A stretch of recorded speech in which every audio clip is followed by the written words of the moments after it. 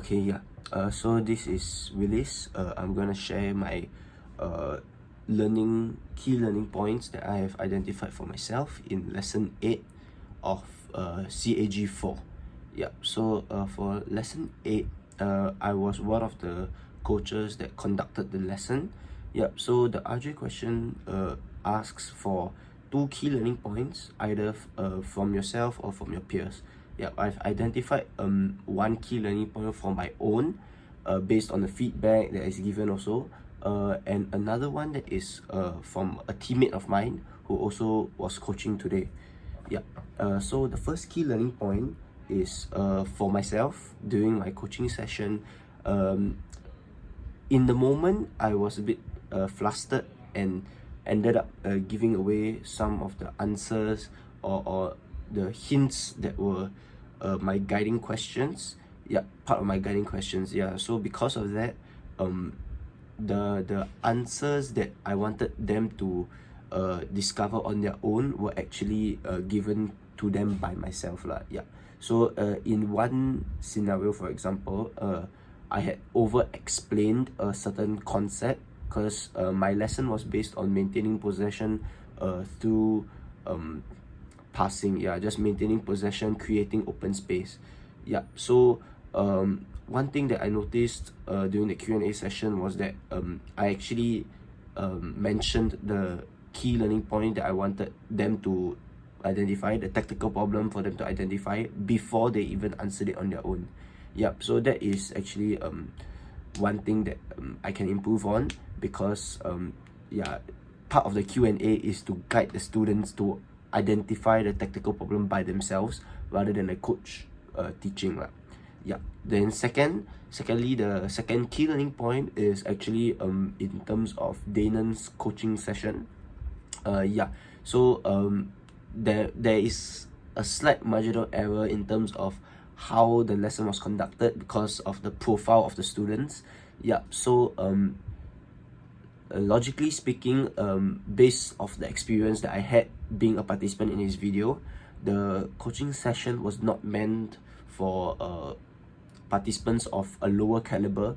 It was meant for like slightly higher or experienced athletes in basketball. Yeah, because of that, some of us that were the participants that were unfamiliar to the sport struggled a bit, and also did not actually manage to experience the tactical problem as much in the first game.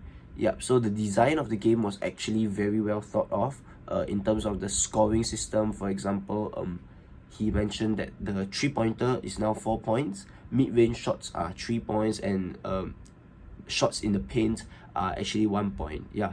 So actually, I felt that was a very good emphasis on the tactical problem that he wanted to achieve, which is to like to give screens, create chances for your teammates to run into. Yeah. So things like that were actually more advanced, because screens, there's some tactical complexity to it, which might be a struggle for players who are not as well developed in basketball. Yeah. So I think because of that, the Q&A session had to be it was quite difficult for him to conduct the Q&A session in terms of how he wanted to ask the questions, and the guiding questions that were for the athletes or the participants. They were actually quite difficult because we ourselves did not know what he wanted to achieve. Yeah, because we didn't get to experience it firsthand.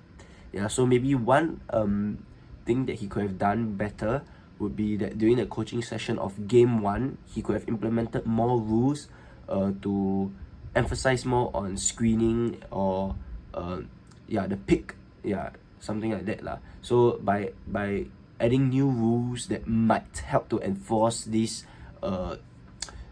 tactical the execution of like screens, this kind, it can help him to lead a easier way for him to do the Q&A session after that lah.